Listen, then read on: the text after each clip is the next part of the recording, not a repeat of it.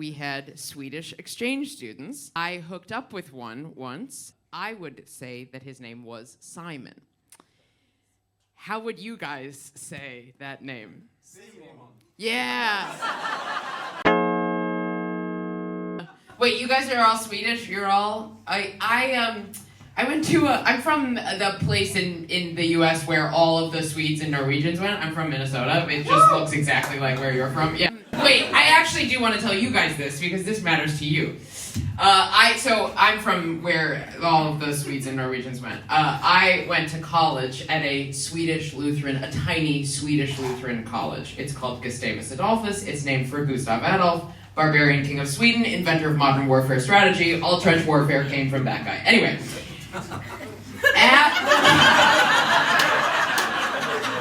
You know the guy. You're pals with him. Gustav. Your good buddy Gustav. Yeah, right?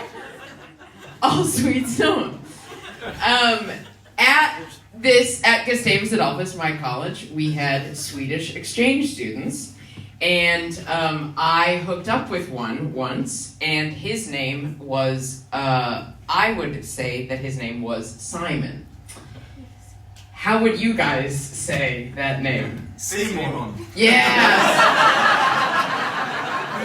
That is how he said his name. And I gotta say, that was a tough one to say out loud. Oh yeah, semen. More semen. Again. Now that we're just this deep in, I might as well tell you this. I actually need an answer from the five of you. Okay, this is a thing. This is crazy that I'm about to tell a group of strangers this because this is a secret that I spent years feeling very ashamed about. Semen. We had sex, and then afterwards, Semen barely spoke any English. This is going to be most of my set. Semen barely spoke any English. And I was like young and scared and wasn't confident enough to take control of any situation. So after sex, he didn't take the condom off. And I was just young and was a dork. I really came into myself in the last couple of years. I got hot 3 years ago. I didn't used to look like this. This is not.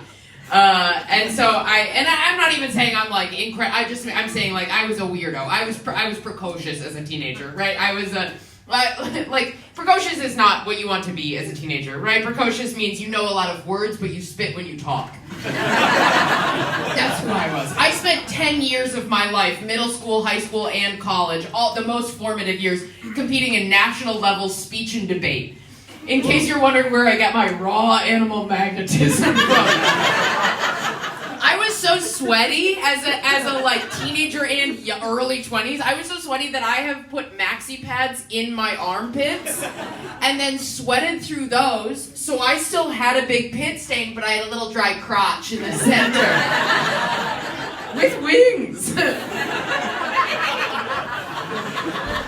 I was very, very, very weird. We'll get back to semen because I need to ask you guys this, but I need to know if it's a cultural thing, but we'll get back to there. I do want to tell you how weird I was. I want to paint this picture for you. I was so weird. This was in high school. It was right before I went to college, but I had no excuse. Also, first of all, I have spent this entire time not telling you about the thing on my face. It's a birthmark. It doesn't lower my self-esteem enough for me to fuck you. Okay, anyway. That's where we're at. You get it. It's on my face. We're kind of up to speed on it. But it made my life weird as a kid. I was in high school, kids would call me a freak because of my birthmark, and I was bad at social interaction, so my witty retort was, I am a freak. A freak of nature. That's it.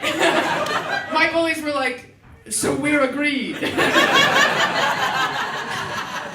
We're on the same page, So I was such a weird kid, and look, okay, sweaty, I couldn't help, birthmark, I couldn't help, this part, I could help. Every day at lunch in high school, I would buy 2 cookies in the cafeteria. I would take them to the cafeteria microwave, put them in, and then out loud, where everyone could hear, I would say, and you're on in 5, 4, 3, 2, you're on the air. And then I would open the microwave door and eat my cookies by myself. You don't have to feel bad for me. I did that every day. That wasn't I didn't get do it once and get mercilessly bullied. I chose to repeat that. I don't have a justification other than go home tonight and try it. It's so satisfying. That's crazy behavior, right? I know that. It's crazy behavior. And every single day, I spent every day in high school being like, one day, the popular kids are gonna get what's coming to them. They'll be sad and ugly, and I'll be famous and amazing.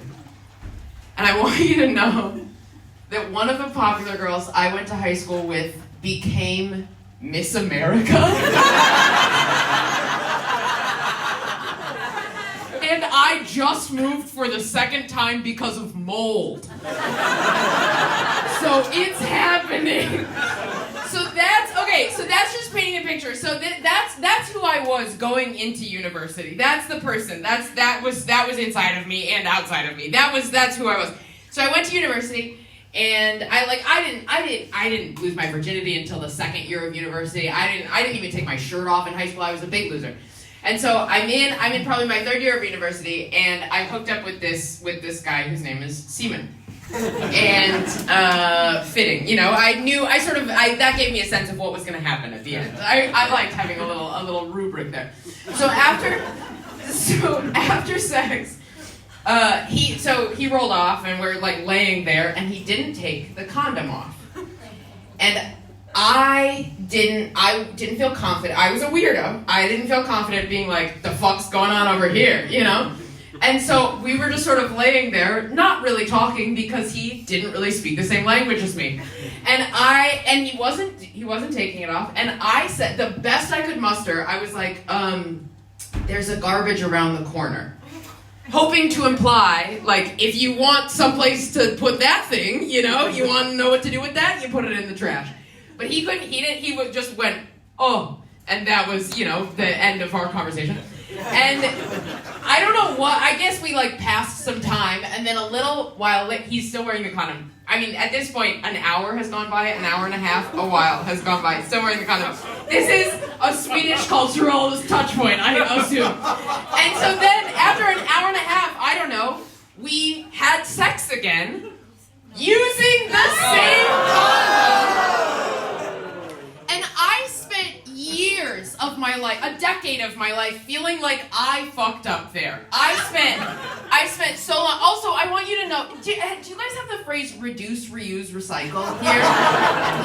It's maybe more of an American thing, but it was like an environmental slogan that was big when I was like 5. It was like, that was the big nationwide campaign, reduce, reuse, recycle.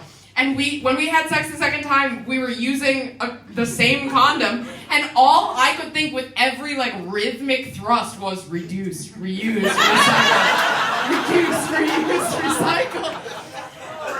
And that was the very first time that I ever started almost laughing during sex. I had never had that. I just hadn't had very much sex. Now I've had a lot of funny sex. At this point, a lot of people have made me laugh while fucking me, unfortunately. Anyway, but I knew that I couldn't even laugh. I couldn't let it out, because if I laughed, I wasn't going to be able to explain to this man who didn't speak English an American environmental slogan, right? I wasn't going to be able to tell him that. So I just am sort of laying there being like... And all right. So here I'm in the dismount. Don't worry, I'm gonna leave very shortly. The question that I have for the 5 of you, excuse me, I just spit all over you. The question that I have, you're welcome. The question that I have for the 5 of you. What a fucking chaos set this has been. I spent so long feeling like that was my fuck up. Like that was, and only recently a girlfriend of mine was like, no, that was on him to make that decision. That's not your fuck up. So the question that I have is that a Swedish thing?